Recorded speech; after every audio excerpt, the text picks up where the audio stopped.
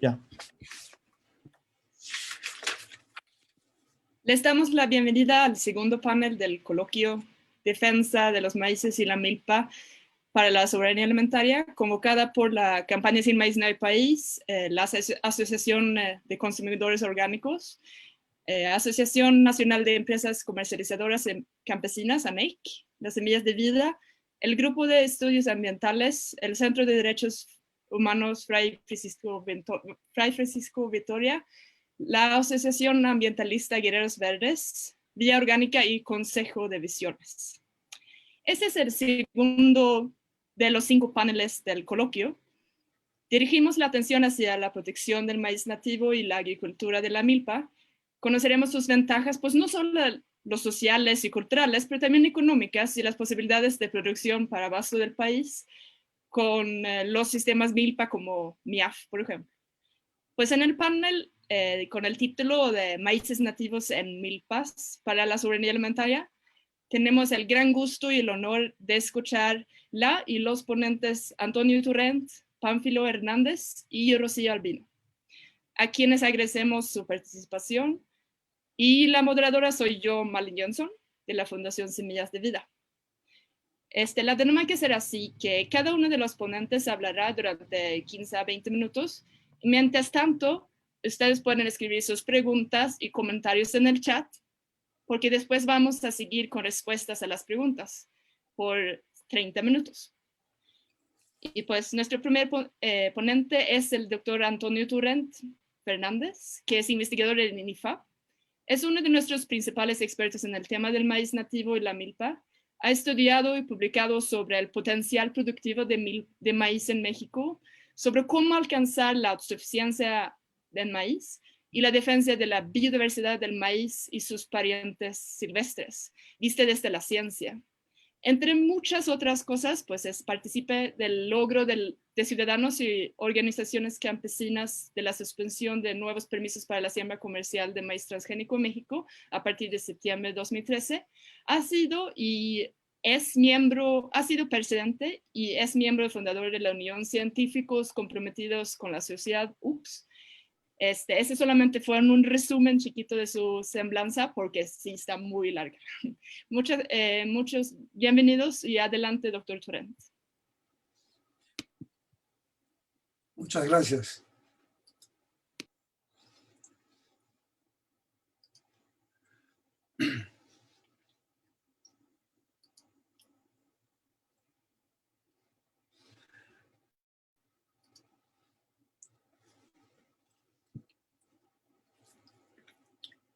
Voy a presentar una visión agronómica del por qué proteger al maíz nativo de la modernidad uniformizante. Ojo, no quiere decir de la modernidad, es de la uniformizante de la que tenemos que cuidarnos, porque modernidad con biodiversidad es otra cosa. Lo que me quiero yo referir está acotado nada más para las pequeñas unidades de producción, menos de 5 hectáreas, que en México ocupan las 2 terceras partes de todas las unidades agrícolas del país. Y en promedio, estas de menos de 5 hectáreas tienen 3 hectáreas en promedio, ese grupo. No, lo que quiero comentar hoy no va por favor, no se piense que se aplica para la agricultura industrial o para la agricultura mediana o para la grande empresarial, como sea. No, estamos hablando nada más para las pequeñas unidades de producción. Aquí la tesis es que la tétrada del maíz nativo, la milpa, el área sembrada de maíz nativo en México y el mejoramiento genético autóctono deben observarse como una unidad. Yo creo que es contraproducente verlo por partes. Por ejemplo, si hablamos nada más del maíz nativo y que queremos conservarlo como nuestra tesis más importante, todo el mundo va a aceptar que eso es muy importante. Pero habrá un grupo que dice nada más que la conservación del maíz nativo ya se está haciendo en los bancos de germoplasma. Hay 50,000 colectas en el mundo, entonces ahí lo tenemos ya conservado. ¿Por qué seguir con lo antiguo? Lo mismo la milpa. La milpa es una metodología prehispánica. Y hablando de modernidad, pues eso ya nos quedó hace 500 años. Entonces también se puede de esta manera hablar como que no tiene sentido seguir con la milpa.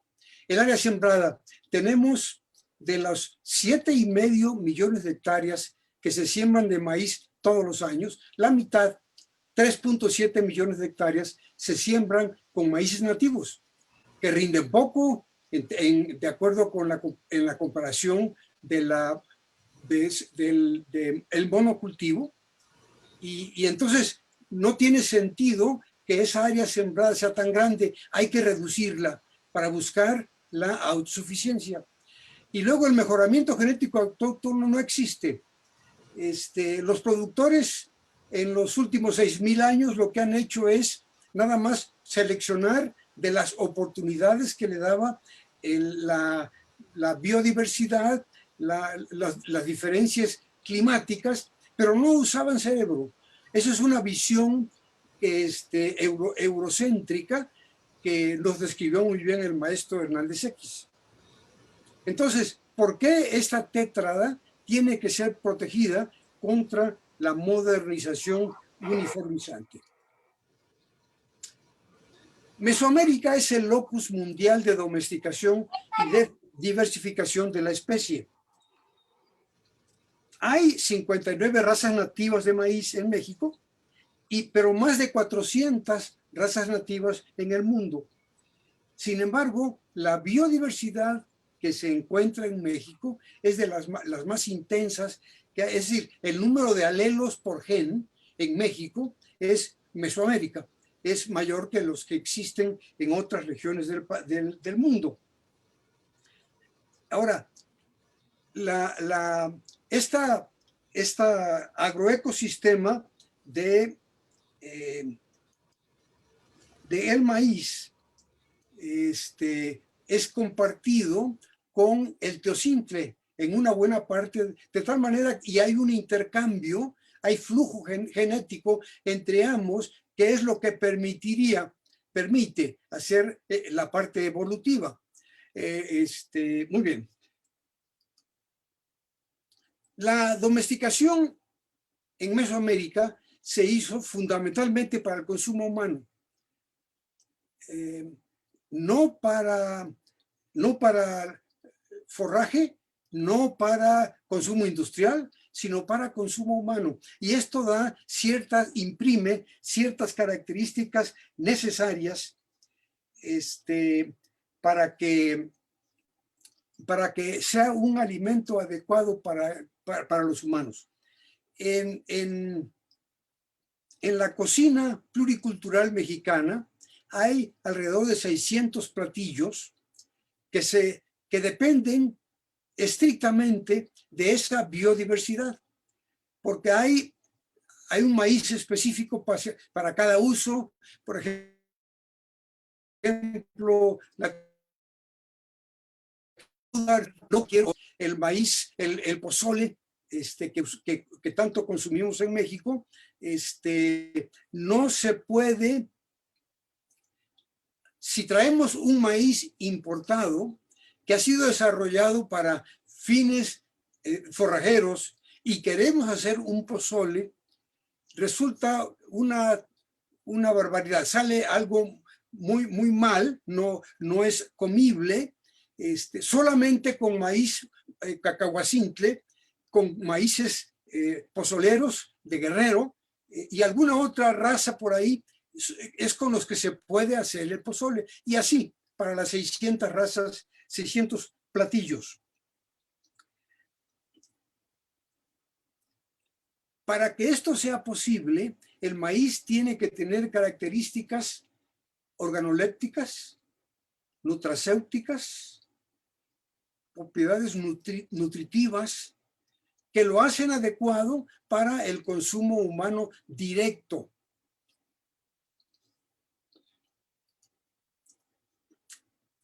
En cada uno de los agronichos de México, desde los más los ubérrimos, es decir, de una gran fertilidad, hasta los más limitativos, en cada uno de estos lugares, de estos agronichos, hay una o dos variedades de maíz que se adaptan a esas condiciones.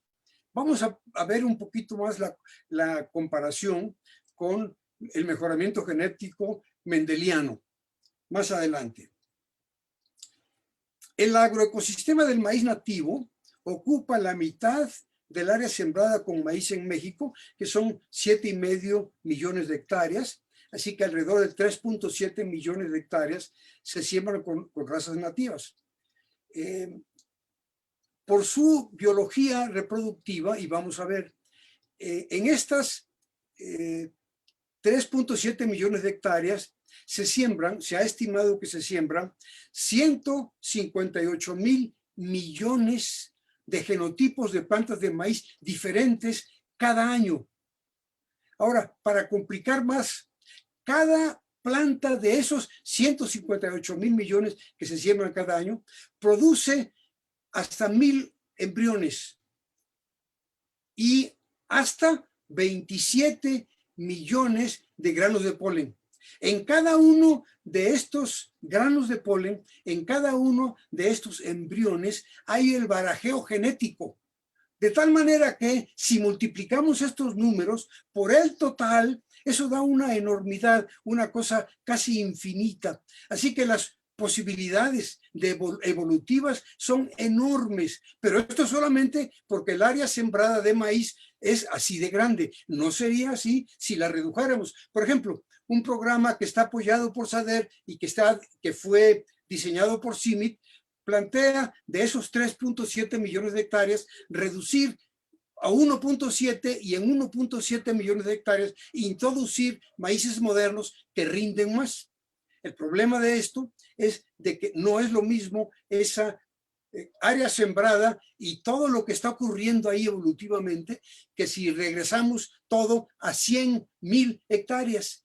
La cosa sería radicalmente diferente. Ahora, volviendo a esta maravilla que son la diversidad que se deriva en el maíz nativo, por su biología reproductiva, hay probabilidad finita, aunque es baja, de la aparición de mutaciones benéficas para el maíz. En todo ese casi universo de barajeos genéticos que hay, la probabilidad, aunque es, bueno, de que haya mutaciones no es tan baja, pero de las que sean benéficas para el maíz, eso es pequeño. Pero en contraparte está la gran cantidad de eventos que manejan los pequeños productores de México todos los años, desde hace 5,000 años. Ahora, también en estos barajeos hay la probabilidad de que se manifieste tolerancia genética a tensiones ambientales críticas. Esto no está en todos los maíces nativos, pero hay, porque estos alelos que tienen que ver con esas plantas superiores están dispersos en las razas nativas de maíz y en el teocintle, de tal manera que tenemos que cuidarnos que ellos estén ahí porque los vamos a necesitar. Si viene una sequía de 2 años, si viene o una sequía simplemente de 2 meses antes de la floración del maíz, o temperaturas altas de 45 grados centígrados que ya están ocurriendo en varias partes del mundo y nos van a tocar. Entonces, solamente las plantas que tuvieran genéticamente la capacidad de tolerar esos esfuerzos ambientales, y esas no están a la mano, no están disponibles, hay que encontrarlas. Pero eso está en todos los 3,7 millones de hectáreas que se siembran con razas nativas de maíz. Ahora, se puede argumentar, y con toda razón, le doy toda la razón a quienes argumentan de esa manera. ¿De qué nos sirve toda esta maravilla si resulta que creo que en el año 2018 se midió que en 15 estados de la República en los que se sembró maíz nativo, el rendimiento promedio por hectárea fue de 1.5 toneladas por hectárea? Y de ahí es el argumento que se tiene, bueno, pero entonces, si lo que yo quiero es lograr la autosuficiencia alimentaria, ¿por qué seguir con esta tecnología tan antigua y no aceptar la modernidad? Bueno, de esto es lo que quisiera yo hablar un poquito más a continuación. La tétrada, esta que me refería al principio, se puede mejorar, se puede modernizar, pero dentro de los conceptos de la milpa. Una cosa es modernizarla, en eso de tonelada y media promedio que hay, si la quiero modernizar, sustituyendo el maíz nativo por un maíz moderno que tolera densidades de población muy alta y uso intensifico el uso de agroquímicos,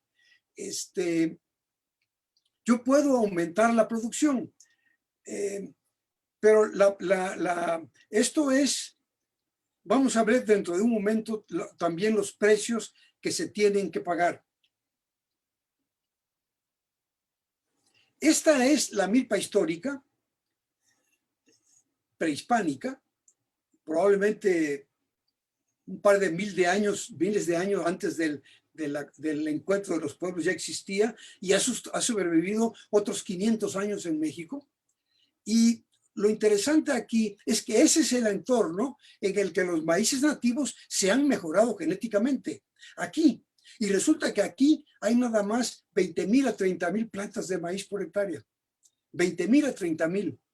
Y ahora, con la modernidad, hablamos de 100,000 plantas por hectárea.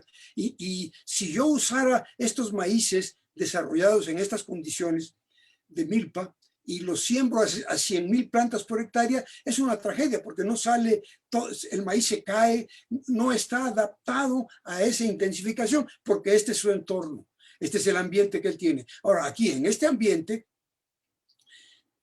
tiene que producir maíces que llenan las características organolépticas, nutracéuticas y nutricionales que requiere la familia que está usándolo para autoconsumo.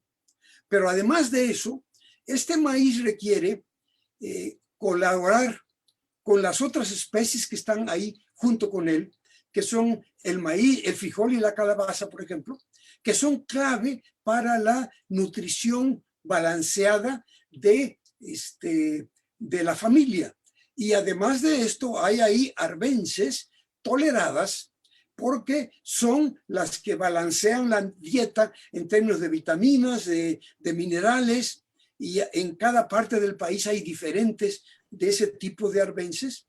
Bueno, entonces este es el entorno en que está mejorado genéticamente el maíz nativo.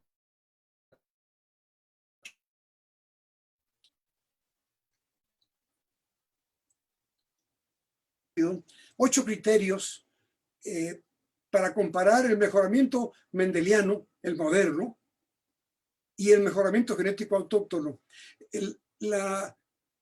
En términos de adaptación, el mendeliano se especializa en agronichos selectos, aptos para el mercado. En cambio, en el autóctono se trata de todos los agronichos, no importa qué tan limitativos sean o qué tan ricos sean, en todos ellos, como hay gente viviendo, ahí hay que tener maíces y así han sido desarrollados. Los objetivos en el mendeliano son el rendimiento de materia seca de grano y la adaptación agronómica. 3 minutos y ya estoy acabando la introducción. Bueno, me voy a tener que pasar de aquí. Desgraciadamente no voy a poder ir a ver este detalle porque se me va a acabar el tiempo. Y aquí hay una visión de lo que es una de modernización con biodiversidad, que es la milpa intercalada con árboles frutales, en donde hay hileras de árboles frutales en contorno, paraderas, separados unos 15 metros entre sí, y en ese espacio se siembra la milpa histórica, y arriba, descansando sobre las plantas de frutales, está un camellón, que es un camellón de residuos de cosecha, que es lo que es responsable de la protección contra la erosión. Bueno, vamos a ver un ejemplo de milpa. Vamos a ver un experimento que tiene 16 años de duración, en donde es MIAF, está en Puebla, cerca de Huejotzingo, y aquí hay una hilera de árboles frutales, y a los 15 metros hay otra hilera de manzana, y entre ellos hay 12 surcos de maíz asociado con frijol. Este es un experimento que se ha repetido durante 16 años. Y aquí está, en la transparencia anterior es antes de la cosecha de la manzana, y ahora está un poquito más adelante, cuando ya está el maíz y el frijol desarrollados de la milpa. Ahora vamos a ver rápidamente la comparación en rendimientos y con el mejoramiento genético moderno y las plantas modernas. En este experimento, durante 8 años, tenemos datos de 8 años de producción de manzana y de 5 años de producción de maíz nativo asociado con frijol. Y veamos los rendimientos promedio. El maíz nativo rindió casi 4 toneladas por 2/3 de hectárea, porque 1/3 de hectárea está ocupado por los árboles, y en los otros 2/3 está el maíz con frijol que se enreda sobre el maíz en el mismo espacio. Aquí hay este rendimiento es de 1.345 kilogramos por 0.66 hectáreas, y el tercio restante, que es donde están los árboles, la cosecha fue de 11.000 kilogramos de fruta fresca en ese tercio de hectáreas. Ahora, si ahora buscamos cuál es el ingreso bruto de un productor que siembra esta hectárea y que ya está en la etapa productiva, asignando el precio de 5 pesos por kilo de maíz o 5,000 por tonelada, eso me da un ingreso bruto de casi 20,000 pesos. Los 1.345 a 15 pesos al kilo me da 20,175, y los 11,000 kilogramos de fruta fresca a 15 pesos cada kilo da 165,000 pesos. La suma de estos es 205,000 pesos por hectárea en un año. Si ahora divido estos 205,000 pesos entre los 5,000 pesos que vale una tonelada de maíz, me da 41 toneladas de maíz que tendrían el mismo valor para el productor que tiene este sistema. Y este no es el único ejemplo. Tenemos otro, pero yo creo que ya no me va a dar tiempo para platicarlo más. Pero de aquí yo quiero concluir nada más diciendo que si en esta hectárea tuviéramos un maíz moderno que estuviera produciéndole al productor 10 toneladas de maíz por hectárea, sembradas con 100,000 plantas por hectárea, 10 toneladas por hectárea, 10 toneladas por 5,000 pesos da 50,000 pesos, que había que compararse con los 205,000 pesos que da de esta otra forma. Así que no es que el producto, bueno, estamos hablando de intensificación, porque lo que tenía el productor en su milpa tradicional tendría que intensificarse por el camino de la modernidad, que es el monocultivo, o por el camino de MIAF, que mantiene los principios de la milpa y con biodiversidad. Pero entonces para el productor, aquí tiene un valor potencial de 1 hectárea que es 5 veces mayor, no, 4 veces mayor que el que le puede dar el mejor maíz con la mejor tecnología más moderna que hay en el mundo, sembrando un hectárea. Así que tiene toda la razón el productor en no aceptar ese cambio. Pero fíjense lo que pasaría con ese productor que produjera las 10,000 kilos de maíz por hectárea. Primero, ahí es todo lo que levantaría. Bueno, nada más un minutito y termino. Todo lo que levantaría. Es todo lo que cosecharía. No habría maíz, no habría frijol, no habría calabaza, no habría, etcétera. No habría fruta. Y entonces él tendría que, esos 10,000 kilos de maíz que obtiene, tendría que vender una parte de esos 10,000 kilos para comprar el maíz nativo que él sí come, porque él no comería ese maíz, no le conviene, no le gusta, no va de acuerdo con sus conceptos culturales. También tendría que vender maíz para comprar frijol y para comprar calabaza y para comprar las arbences que él necesita para su alimentación. Pero entonces ahí es cuando aparecerían los coyotes que haría, pero además compitiendo con los coyotes, entrarían las tienditas que venden Coca-Cola y alimentación y comida chatarra, que competiría con esto, y entonces difícilmente este productor podría recuperar, mantener con todo y ese maíz que obtuvo de 10 toneladas, etcétera. Así que no hay, como se ve con estos resultados, comparación alguna para el pequeño productor de 3 hectáreas o de menos de 5 hectáreas. Esto no sería aplicable a un productor que siembra 1,000 hectáreas, porque como dijeron los colegas del Consejo Nacional Agropecuario, no sabría qué hacer con tantos quelites que se abrían en la milpa en 1,000 hectáreas. Pues eso es no es eso lo que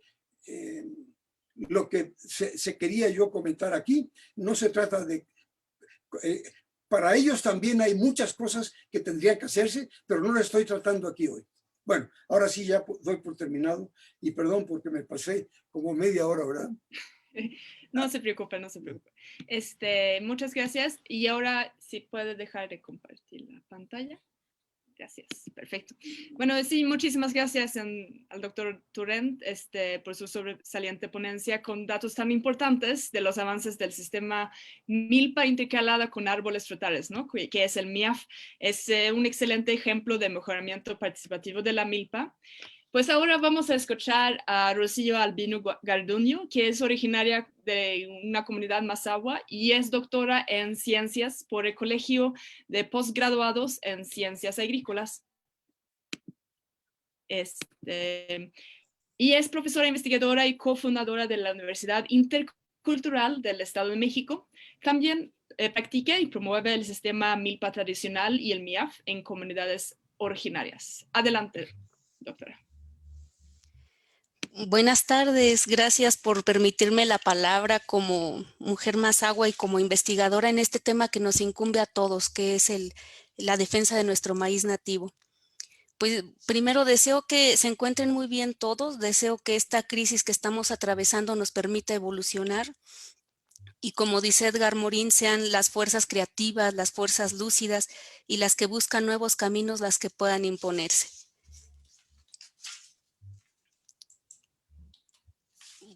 El pueblo mazahua es uno de los 68 grupos originarios del Estado de México. Tiene 136,000 hablantes de la lengua ñatro que habitamos principalmente en 13 municipios del Estado de México. En el Estado de México, el maíz es el cultivo anual con más superficie de producción y este es el tercer estado productor a nivel nacional.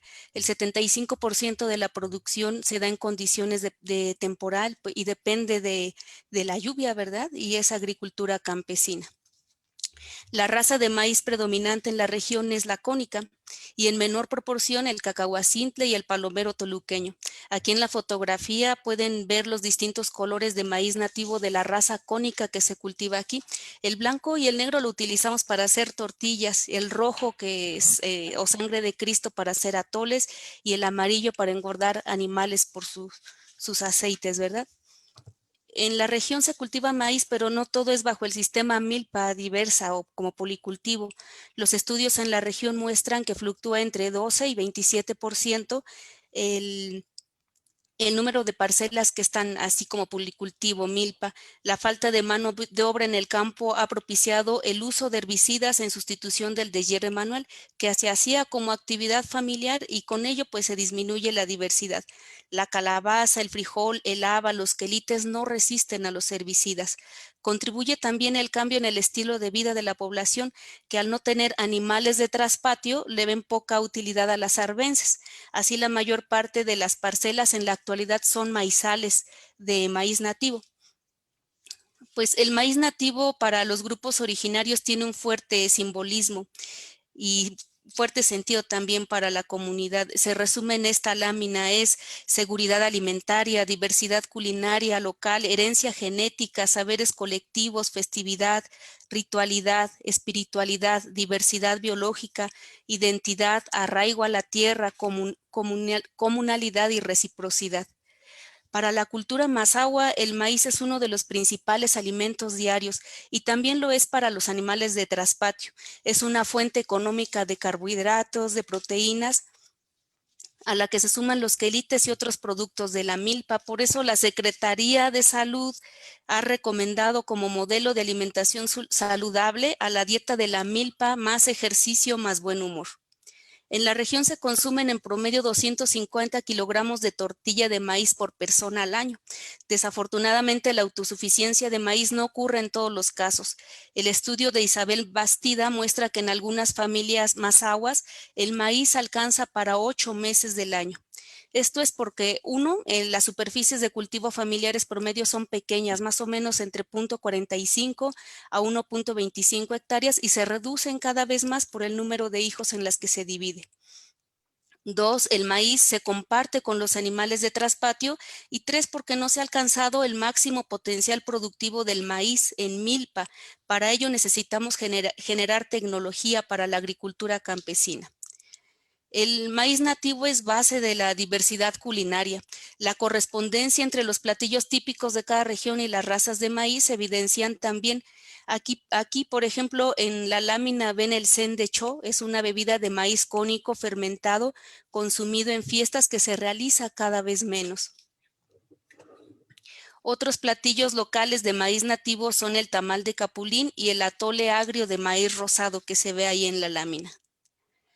El grano de maíz es nuestra herencia seleccionada colectiva y cuidadosamente por 330 generaciones. Son las mujeres adultas y las abuelas quienes seleccionan la semilla de maíz.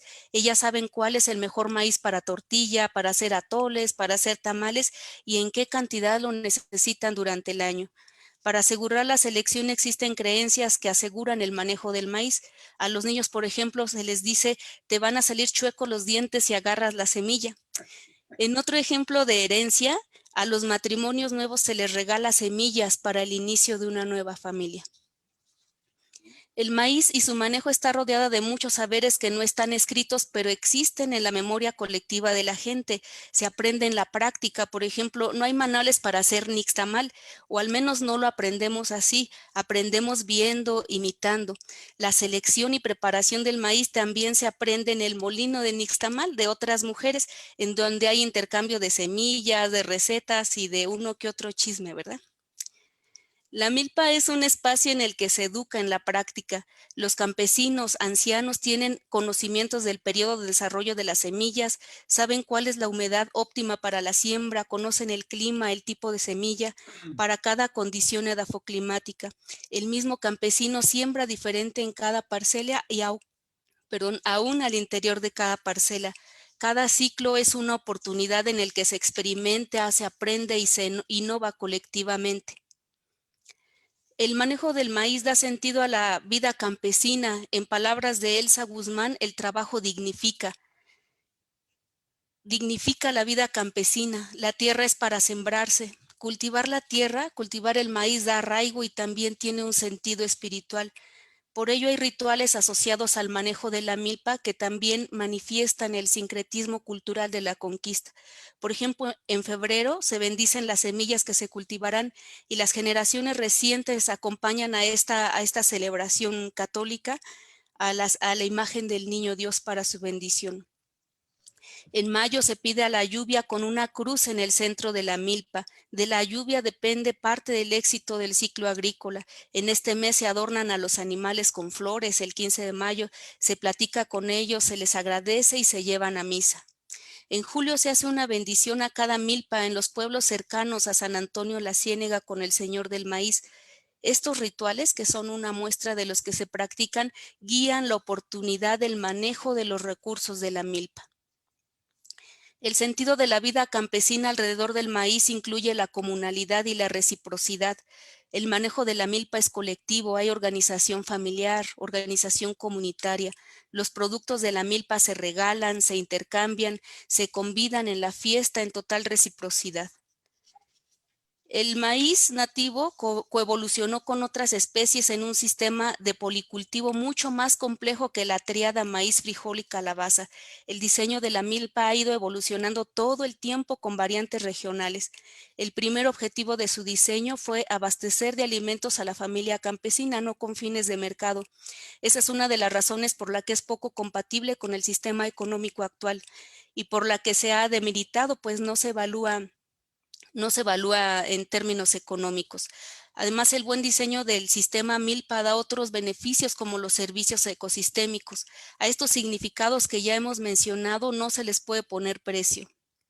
Por esto, la defensa del maíz nativo tiene sentido en la milpa, en la tétrada que mencionó el doctor Turrent, y es justo en las parcelas de etnoagricultura, en parcelas campesinas, donde se concentra el mayor potencial productivo del maíz nativo. Como afirman los doctores Turrent, Cortés y Espinosa, en estas parcelas no se ha explorado su máximo potencial productivo, a diferencia de la agricultura industrial, que opera muy cerca de su productividad máxima. Ha sido una injusticia la que se le ha hecho al binomio maíz-milpa a pesar de todos sus aportes. No ha sido apoyado, no ha sido valorado, ni estudiado, ni innovado lo suficiente.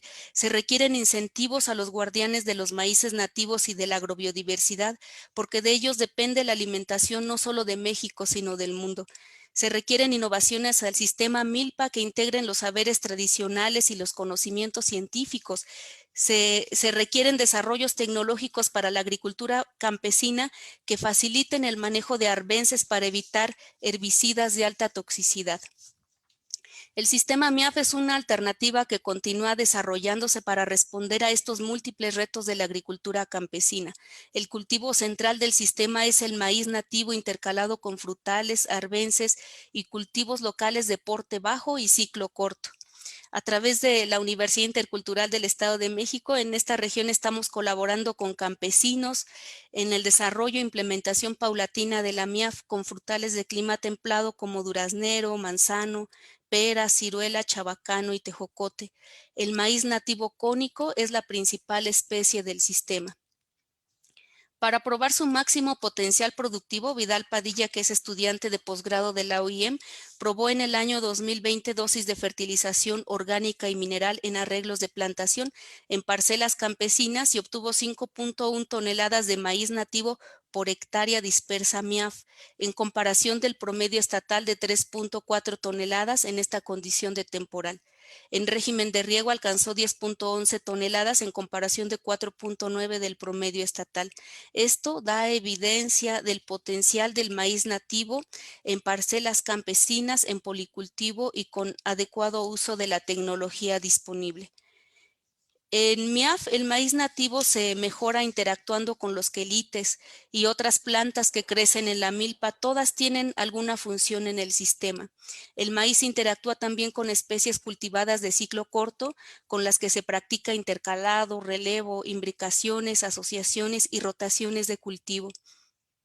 Los cultivos que hemos probado en la región son tomate, calabaza italiana, cempasúchil, haba y frijol arbustivo. Estos aportan ingresos económicos desde el primer ciclo de cultivo, mientras ocurre la producción de fruta que subsidia al maíz. La estrategia que usamos en esta región para el desarrollo del MIAF son las comunidades de aprendizaje en las que participan familias campesinas, estudiantes e investigadores. Permanentemente vamos adaptando y aprendiendo colectivamente en este proceso en que nos falta pues mucho por caminar y aprender. Para terminar, quiero resaltar que la defensa del maíz nativo tiene sentido para las familias campesinas y es con el sistema MIAF y con esta tétrada que nos comentó el doctor Turré que debemos de mantener ahora en nuestra lucha, el mejoramiento genético autóctono también, con la agrobiodiversidad con la que fue mejorado por nuestros ancestros.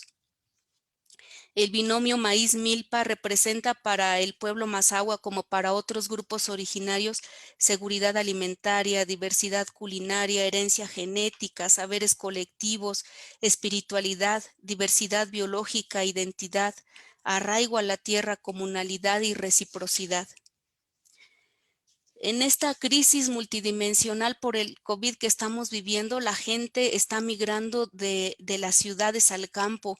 Por eso es urgente el apoyo a los sistemas productivos en las áreas rurales para que esta población y los jóvenes se incorporen a su reactivación. Es necesario también incrementar el apoyo a la agricultura campesina para incentivar a productores de maíces nativos en milpa y desarrollar innovaciones a la agricultura campesina que integren los saberes tradicionales y los conocimientos científicos. Bueno, y finalmente agradezco a las familias campesinas, a los estudiantes de la UIM y a los miembros del cuerpo académico por su colaboración en esta causa y a Horacio Santiago por las fotografías para esta presentación y el trabajo compartido.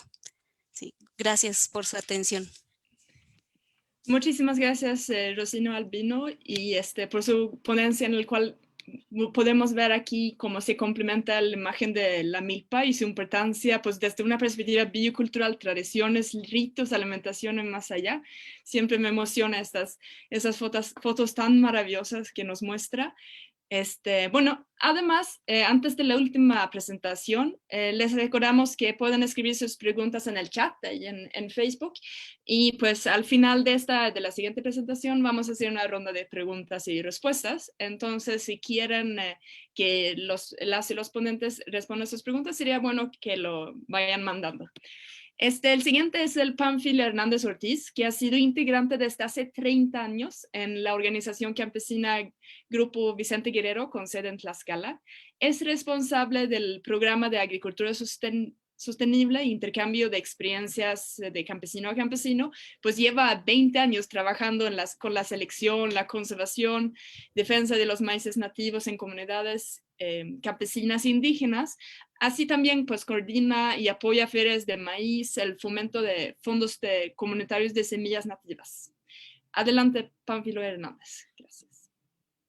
Gracias. Gracias Malin, gracias también por invitarnos a este coloquio, pues es un gusto también compartir esta experiencia, como ya lo dijo la maestra Rocío, y yo creo que el doctor Turré hizo un enfoque general para aterrizar en las experiencias de cada estado, y de cada estado tienen sus diversidades productivas, sus diversidades culturales, y yo creo que son los modelos, podría ser, para corregir algunas políticas públicas en la agricultura. Incluso me atrevo a decir que hay que ayudarle a Sembrando Vida, hay que ayudarle a SADER.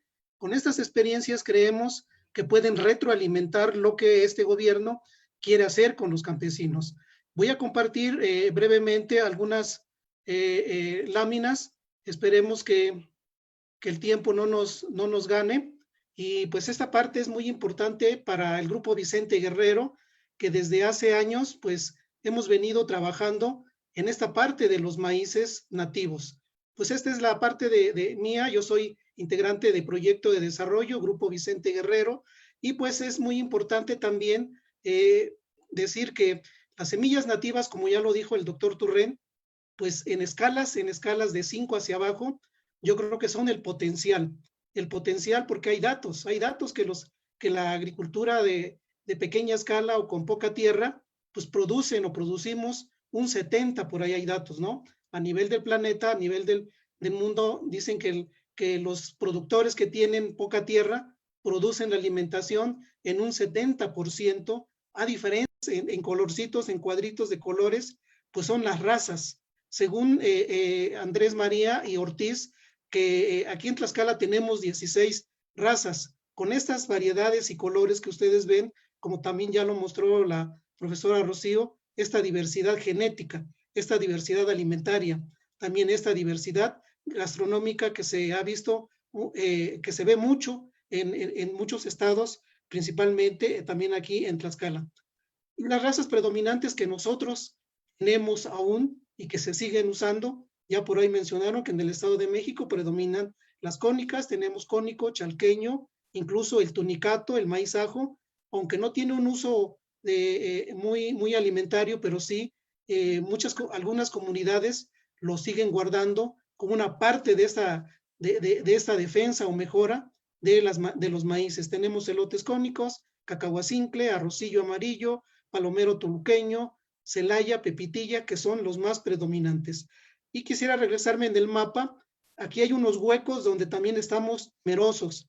Algunas razas o variedades ya se están perdiendo, no sé por qué, pero por acá nos queda cerca el CIMID, ¿sí? El CIMID está también promoviendo muchas semillas híbridas y este hueco posiblemente sea porque algunas semillas ya están siendo desplazados a diferencia del oriente y el sur, donde predominan una mayor cantidad de razas o variedades.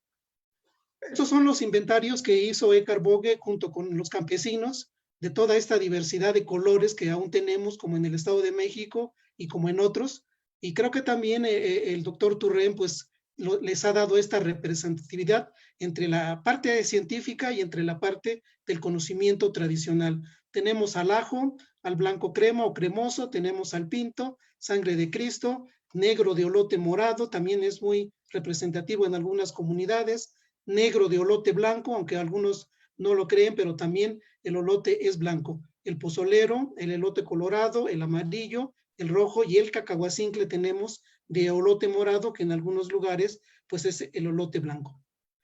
Y quiero mostrar por qué es importante para nosotros esta parte productiva de los maíces. Como ustedes ven esta gráfica, en los 80s, pues la cantidad de maíces aquí en el estado de Tlaxcala, tenemos datos que representa de maíces nativos como un 95% de maíces nativos y el otro resto pues son mejorados e híbridos. En los 80s pues había una producción de 165,000 toneladas, ¿sí? Toneladas por hectárea, y también en los años que ya venían bajando por el Tratado de Libre Comercio, muchos ya lo saben el efecto, pues ya han ido bajando. En estos últimos años se siembran alrededor de 120 a 125,000 hectáreas. Y es representativo para nosotros, ¿no? Porque la mayor parte, algunos son con el sistema Milpa, algunos son solos o algunos son acompañados, como los vamos a ver por ahí en algunas fotografías. Andrés María y otros autores también dicen que en el caso de Tlaxcala tenemos alrededor de un 12 o 15% del sistema Milpa, y yo creo que también de nosotros ha sido la tarea de que se siga fomentando más este sistema Milpa, a diferencia de otros cultivos como la cebada y el trigo, que pues como ustedes ven, su cantidad es muy baja y es más representativo el maíz nativo aquí. Estas son de las fotografías que a mí me gusta mostrar, esta agricultura campesina indígena con un sistema Milpa, con un sistema MIAF, que yo les decía, tenemos que ayudar a Sembrando Vida, porque aquí en Tlaxcala solamente se han dedicado a sembrar árboles forestales y un poquito árboles frutales, pero no hay mucho interés que esta mezcla, como lo decía la tetreada el doctor, o sea, lo están perdiendo de vista. Solamente quieren tener árboles frutales, árboles forestales, pues con alguna forma de justificar a lo mejor el programa. Pero miren qué diferencias, bueno, no son diferencias, son esquemas tropicales y esquemas de clima templado, donde el sistema Milpa pues convive con la agricultura campesina e indígena, y que es una parte alimentaria pues para todos. Y me gusta mostrar esta ilustración porque el sistema Milpa nos da para mucho, nos da para la comida, a las familias, nos da para la alimentación o nutrición del suelo, nos da una alimentación también para la ganadería familiar, como es la tracción animal y con otros. Y principalmente esta este rol que juegan los 3 o 4 cultivos de asociarse, de compartir los nutrientes. Unos sacan, otros meten y otros también aportan alguna parte de nutrición, pero también alguna parte de no dejar crecer la hierba en algunas parcelas, como es el caso de la calabaza. Y esta parte ilustrativa también pues tienen otras cositas que van integrándose a la parte alimentaria. Esta diversidad alimentaria para nosotros, en el caso del Grupo Vicente Guerrero y de Tlaxcala, pues para nosotros significa que es la parte de la soberanía alimentaria. Como ustedes ven en las imágenes, toda esta diversidad que encontramos en las parcelas de los compañeros campesinos, lo transforman, lo consumen, pero también tienen que ver la manera en que la parte económica lo tengan con algunos excedentes. Esta es otra parte también de la diversidad o transformación alimentaria. En algunos momentos, algunos insectos como el chapulín, hace años aquí era un problema, pero actualmente pues lo han ido manejando. Aquí el manejo y control de insectos o de plagas tenemos que llevarla a cabo para que también haya una convivencia. Y esa transformación alimentaria, como por ahí ya lo dijeron, pues en algunos antojitos, ¿no? Como son los tlacoyos y las tortillas, que principalmente pues es el consumo de las familias campesinas de una forma transformada o una forma directa. Y esa es la parte también que tenemos nosotros en Tlaxcala, como en el Estado de México, esta diversidad productiva.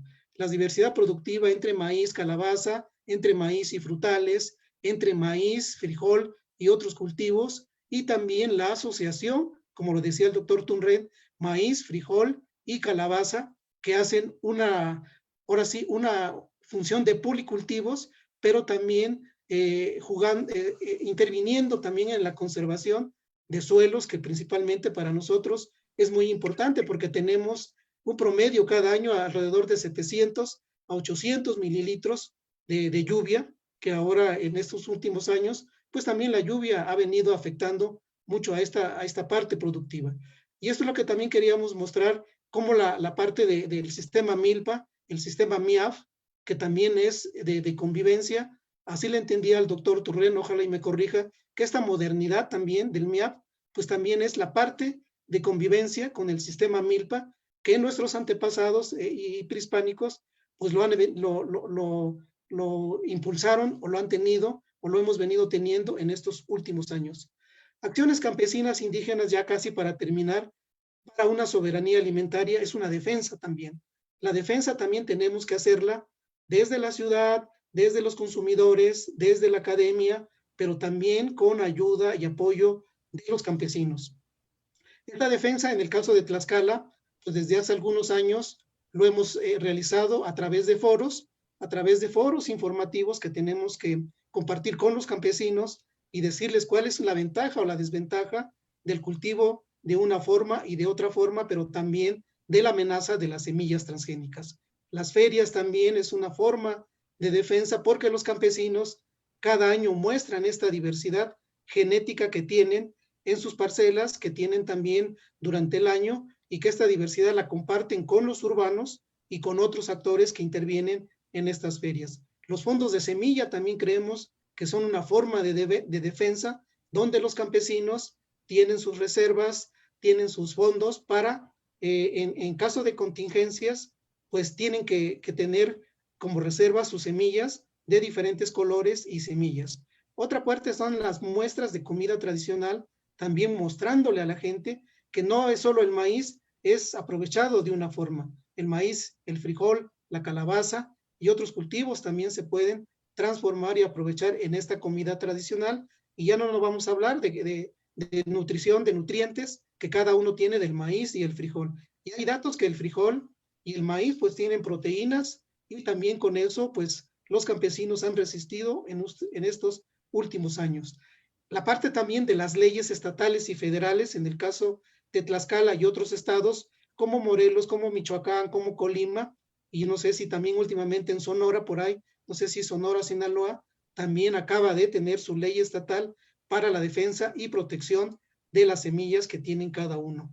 Y la articulación con estos actores, con los diferentes actores que ya les mencioné, los consumidores, los urbanos también, de diferentes ciudades, también tienen que intervenir o han intervenido en unas acciones de forma directa y esta es la parte muy interesante que en estos últimos años pues han venido participando para poder defender y también en el caso de los movimientos contra este monstruo que pues ya muchos lo conocen, es Monsanto Bayer, que pues en estos últimos años se ha querido apoderar o tiene la mayor cantidad de semillas patentadas y son muy comerciales.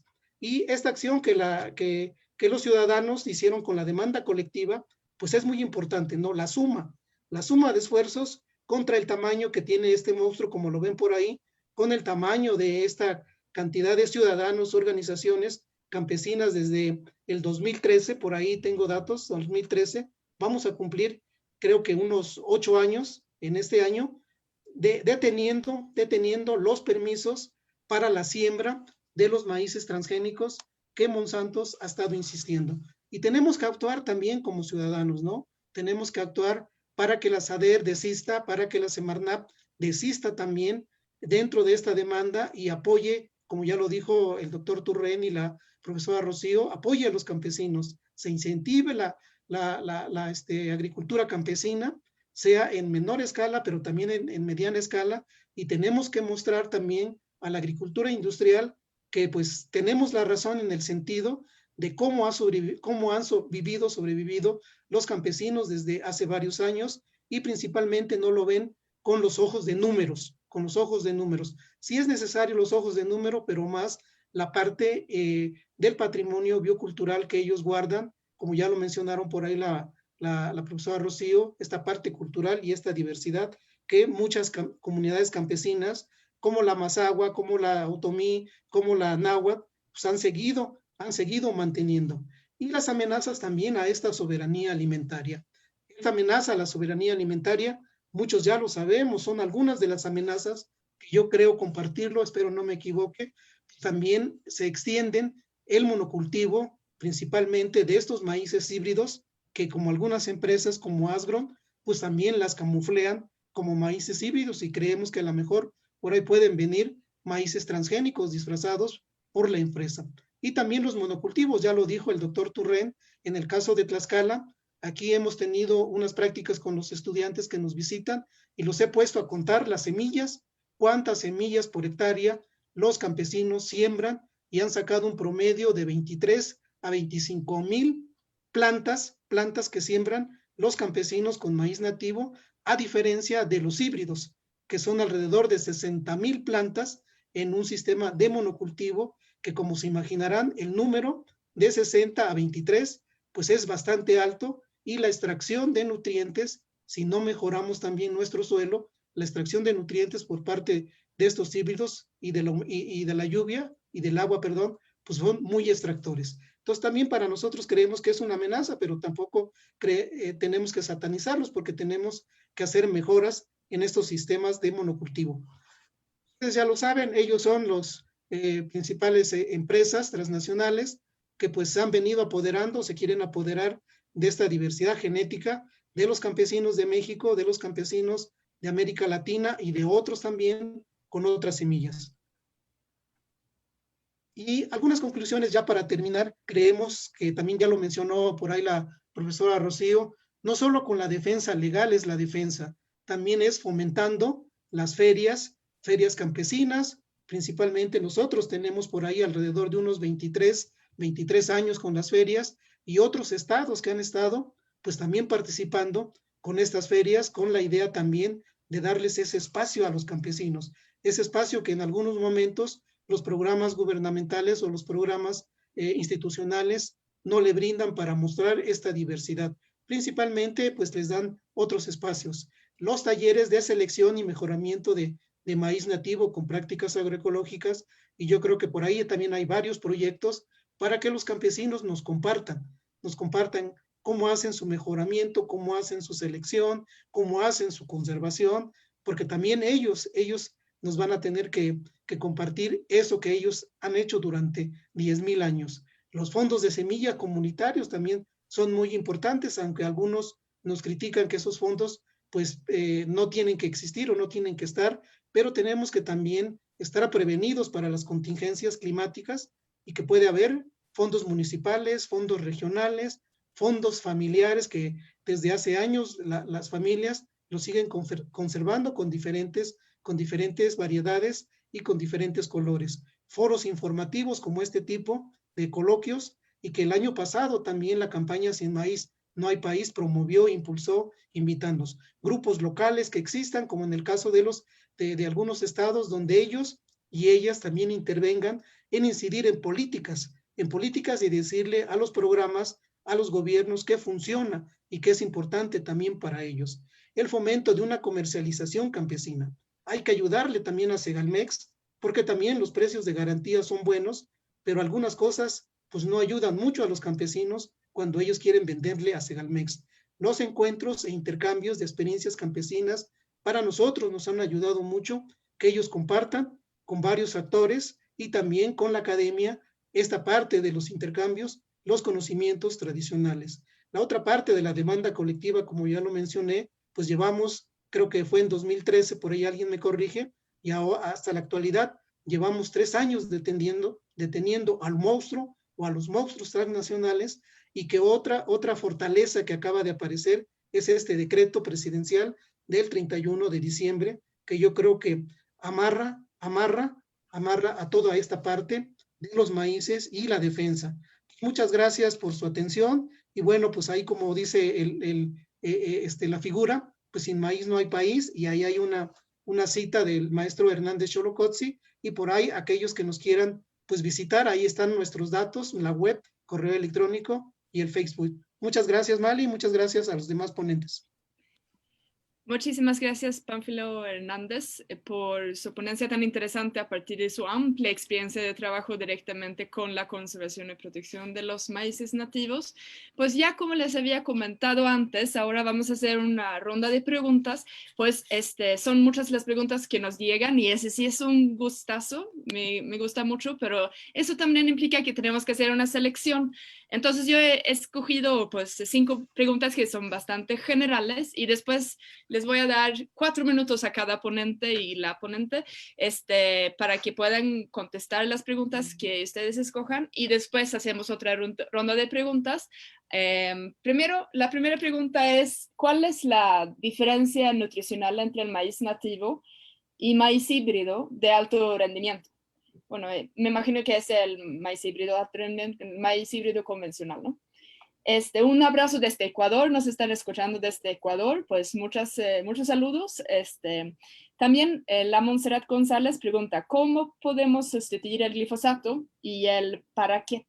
¿Qué se necesita? Ya que Pánfilo mencionó el decreto, pues ¿qué necesitamos para reemplazarlo? Hay algunos métodos, pues digamos, ecológicos, orgánicos que podemos utilizar. También un poquito de preguntas sobre MIAF. La persona que se siente indicada puede contestar porque todos tienen su experiencia. El sistema MIAF es una tecnología que puede ayudar a mitigar la pérdida de la biodiversidad a nivel nacional. Pregunta Francisco Javier. Y también se puede usar el sistema MIAF en una pequeña huerta urbana. Saludos desde Puebla. Y también, después tenemos una pregunta para la doctora Rocío, pero yo creo que también los otros ponentes pueden contestar si quieren. En su opinión y a partir de su experiencia, ¿cómo es la relación de las mujeres en la agricultura familiar campesina de Milpa? Y es importante y ha cambiado. Y yo creo que con esas preguntas vamos a iniciar una primera ronda, porque sí son bastante amplias, y pues los ponentes vamos a contestarles en el orden que ya expusieron. Entonces empezamos con el doctor Antonio Turent, por favor, si quiere.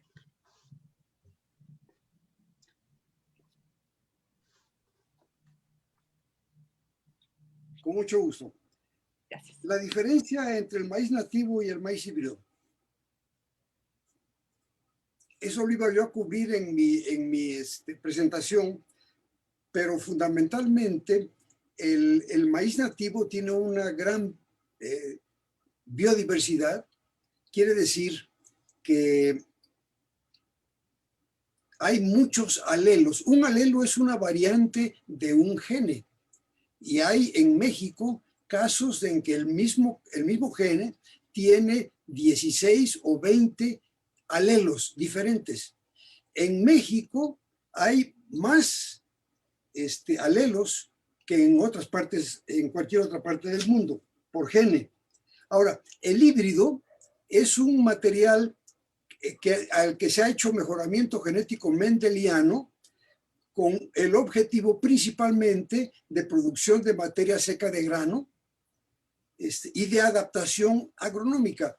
Entonces, se obtiene a partir de los maíces nativos y se hacen selecciones y luego se encuentran combinaciones entre una raza nativa y otra, o una variedad y otra, y aquellas que dan el mayor efecto de la hibridación, mayor vigor, esos son los que se escogen para producir los híbridos. Pero el híbrido se diferencia principalmente del maíz nativo, es que el híbrido es prácticamente un solo genotipo o muy poquitos genotipos. Y un maíz nativo está hecho de una gran diversidad de genotipos. ¿Cómo sustituir el glifosato?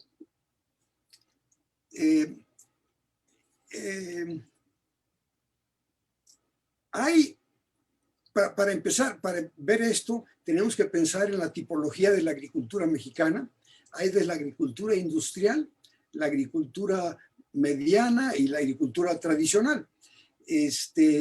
Todos ellos están usando en buena medida glifosato.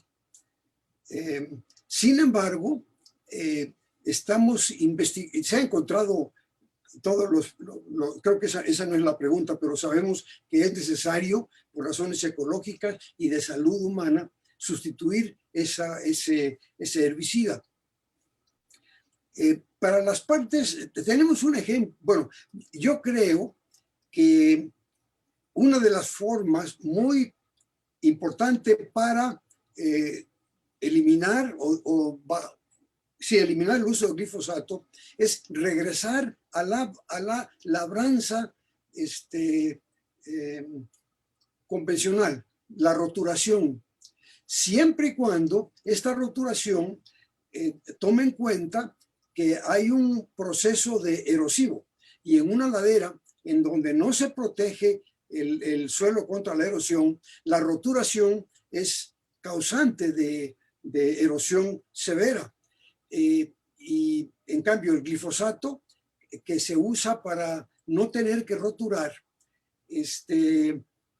protege al suelo contra la erosión. Entonces, si protegemos al suelo contra la erosión, podemos volver a roturar. Se ha hecho durante siglos la roturación de los terrenos para la siembra de los cultivos. Ahora,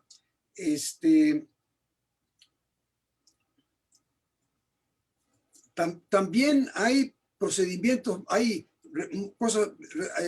desarrollos más recientes en donde ya hay moléculas que se obtienen del ámbito biológico que pueden también tienen posibilidades para la sustitución del glifosato.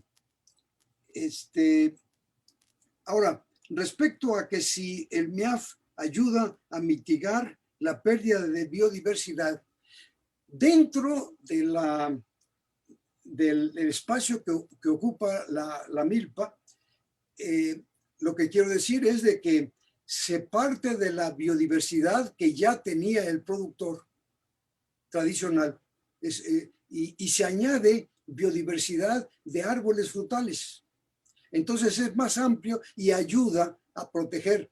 Y una cosa es lo que se siembra y otra cosa es los amigos y los enemigos naturales de cada una de las especies que están ahí sembradas. Mientras más biodiversidad, más improbable es que se dispare una plaga, porque la plaga se está compitiendo con plagas de otras de las especies y enemigos naturales de esas plagas que están en esas especies. Desde luego, en pequeños huertos urbanos también se puede usar. Y ahí voy a parar por el tiempo. Muy bien, muchas gracias. Rocío Albino, por favor. Sí. No tengo datos de la comparación del nativo e híbrido en términos que nos piden. Pienso que con la experiencia que tenemos en las parcelas de por acá, perdón, ahora sí. La diversificación es una forma de sustituir al glifosato. Las escardas, en el momento preciso, las 2 escardas que se hacen contribuyen mucho a reducir las arbences o las malezas o las malas hierbas que algunos les dicen. Hay que trabajar también con arreglos topológicos que podrían disminuir las malezas, pero creo que sería ideal que quien se dedica a maquinaria agrícola pusieran más atención a la mecanización para controlar las arbences en la milpa. En el MIAF sí se puede, promueve mucho la diversidad. El doctor Turren tiene datos de las parcelas MIAF en las que ya se están contabilizando las arbences e incluso los ingresos que dan. Y en el ciclo del 2020 contabilizamos 52 arbences en una parcela de MIAF y todas tienen algún uso ritual, ornamental, medicinal, alimenticio. Y sobre la relación de las mujeres y la agricultura familiar y campesina, sí ha cambiado por el estilo de vida que está cambiando en el campo, también el abandono que hay. Y la mujer participa en momentos muy especiales como el momento de la siembra. Quien pone generalmente la semilla en el suelo, pues son las mujeres. Quienes seleccionan también, los hombres hacen el trabajo más pesado en las parcelas, es cierto. Y los espacios donde hay intercambio de conocimiento muy fuerte sobre el manejo de las semillas y la selección de las semillas son los molinos de Nixtamal. Es un espacio de mujeres y ahí hay intercambio de semillas, de recetas y esto. Sí, eso podría comentar. Muchas gracias, Rocío. Pues ahora me ha llegado otra pregunta aquí para Pánfilo Hernández, para agregar un poquito, pues ya contestaron un poco de las preguntas. ¿Consideran que hoy en día los transgénicos, pues los maíces genéticamente modificados, están acabando con la biodiversidad? Y si quiere contestar esa o las otras preguntas. Adelante. Esta última. En el caso de los maíces, bueno, ya muchos sabemos, incluso el doctor Turren y Rocío, pues el desplazamiento de los nativos pues puede ser muy, muy agresivo, ¿no? Muy agresivo en el sentido de que si los maíces transgénicos entran, por ahí hay algunos datos, ¿no? En Oaxaca, que por ahí también ya empezaron a causar sus efectos, ¿sí? Aquí en el caso de Tlaxcala, pues lo vemos desde la vista de que si entran los transgénicos o existen los transgénicos, pues todo el desplazamiento de los maíces híbridos pues puede llegar a acabar esa biodiversidad que ya lo comentaron algunos, ¿sí? Y mostrar y que los transgénicos también es un sistema de monocultivo, que pues no deja nada vivo por ahí, incluso esa biodiversidad de otras plantas o de otro tipo de cultivos pues no van a existir dentro de los transgénicos. Y los transgénicos, pues como algunos ya lo saben, es aplicar glifosato, no se mueren los transgénicos, se mueren las plantas, las arbences, los insectos, y esta biodiversidad en poco tiempo pues también se va a acabar. Es un poquito lo que le puedo contestar y complementar la parte del MIAF, no sé si el doctor por ahí contestó, del MIAF urbano. Yo creo que sí se puede hacer. Yo he visto aquí en el caso de Tlaxcala algunos patios de algunos metros donde tienen frutales, tienen un poquito de cultivos. Claro, el espacio es muy limitado, ¿no? Pero también se puede hacer en un sistema muy urbano que pueden aprovechar desde también plantas medicinales, frutales, maíz, frijol, incluso también a hortalizas. Y yo creo que con esa práctica del MIAP se puede hacer muchas cosas. Para terminar, en el caso de los híbridos, pues hay una diferencia también muy, muy del sabor, de los sabores. Los maíces híbridos son muy insípidos, incluso hay campesinos que nos los dicen, mira, ni los animales se comen el forraje de los maíces híbridos. Lo que ya mencionó el doctor Turret, esa parte de los genotipos, o sea, no son abundantes, como en el caso de los criollos, que esos genotípicos abundantes, pues le dan sabor, color, incluso a lo mejor me atrevo a decir olor. Y esa es la riqueza que también tienen los nativos y es una diferencia muy de alimentaria. Y la otra parte, la diferencia productiva, lo mencioné, pues es un monocultivo que se necesita sembrar casi una planta de maíz a cada 10 centímetros, un maíz, y que también cierra por completo toda la parte de luz o otras para algunas plantas, pero también la extracción, no tengo datos cuánto extrae, pero imagínense de 60,000 plantas a 23,000 plantas, la extracción puede ser el doble o triple de nutrientes y requiere de una mayor cantidad de insumos o de fertilizantes químicos. Es un poquito lo que les puedo compartir. Muchísimas gracias, Pánfilo Hernández. Y ahora, pues vamos a hacer una última ronda de preguntas, una última ronda rápida, porque solamente tenemos 10 minutos más, pero pues con algunas preguntas difíciles, a ver cómo nos pueden ayudar. Y yo estoy segura que sí pueden. Una es que pusieron aquí en el chat, es cómo vamos a reemplazar los 10 millones de toneladas de transgénicos que importamos. De hecho, ya son 16 millones de toneladas, por lo menos hace un año. Esa pregunta ya está como que un poco implícito en las exposiciones, pero si pueden desarrollarlo sería de maravilla. Pues también están preguntando si es que ahora el decreto que se aprobó el 31 de diciembre el año pasado, pues el decreto en contra del glifosato y contra los maíces transgénicos, nos están pidiendo si alguien quiere desarrollar un poquito más sobre el decreto y sobre lo que contiene. Y también, pues, otra vez, para regresar a la cuestión del glifosato, si hay alguna herbicida orgánica que se puede reemplazar el glifosato, con cuál se puede reemplazar el glifosato. Entonces, pues, estas son preguntas bastante grandes, pero creo que cada uno puede tener su perspectiva en estas. A ver, si quiere el doctor Turret. Sí, con mucho gusto. La primera pregunta. En el INIFAP y en el Colegio de Postgraduados hemos estimado el potencial productivo de maíz que tiene el país. Desde hace, y tenemos estudios desde que toman información experimental de campo desde 1950 hasta los años 80. Y hay cerca de 5,000 experimentos de campo conducidos por varias instituciones, el INIFAP principalmente, pero también universidades. Y a partir de esto estimamos, usando la superficie que se siembra actualmente de maíz y con la variabilidad, riego temporal de muy buena calidad, de mala calidad, etcétera, estimamos el potencial productivo del país. Y la conclusión es de que si seguimos con la superficie actual de maíz, 7,5 millones de hectáreas, tenemos un potencial del orden de 33 millones de toneladas, que es inferior ya a lo que estamos consumiendo y va a ser todavía peor en lo que viene.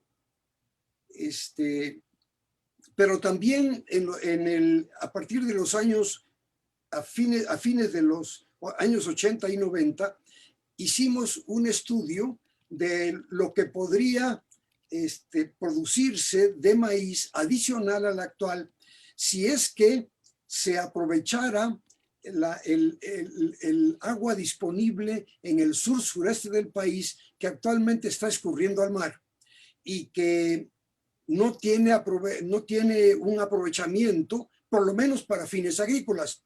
Y tenemos la estimación de que si nada más el 60% de esa agua que escurre a los mares se dedicara a sembrar a la siembra, que podríamos duplicar la superficie actual de riego, que es de 6 millones de hectáreas, con esa agua, y también tenemos esa tierra. Y en esas condiciones podríamos llegar al orden de 60 millones de toneladas. Pero esto requiere inversión. Ahora, ¿por qué hay que hacer esa inversión? Pues con el cambio climático, lo que viene para México, pero también para muchas partes del mundo, es problemas de desastres ecológicos que van a afectar desde luego la producción de maíz. Y hay la recomendación en el mundo que aquellos que tienen tierras que pueden ser irrigadas y que tienen recursos, que los echen a andar, y eso es lo que tenemos nosotros. Así que para mí sería un camino, pero es un camino caro y es largo.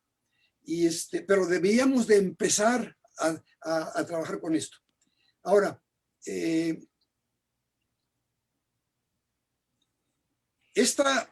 hasta ahora la razón por la que hemos importado ese maíz transgénico es porque ese es el que hay en el mercado y porque y entonces sin embargo y lo tenemos en un precio aquí en México que compite, que desplaza a los maíces nativos porque tiene un precio bajo relativamente. Un maíz nativo debería de valer mucho más de los 5 pesos que se están pagando. Por cierto, lo que se dice el precio sombra para un productor tradicional es casi 10 veces mayor que los 5 pesos. 50 pesos para lo que para él vale un kilo de maíz nativo. Bueno, pero con lo que viene con el cambio climático, se va a escasear el maíz en el mundo. En Estados Unidos, en donde siembran 30 millones de hectáreas de maíz nada más.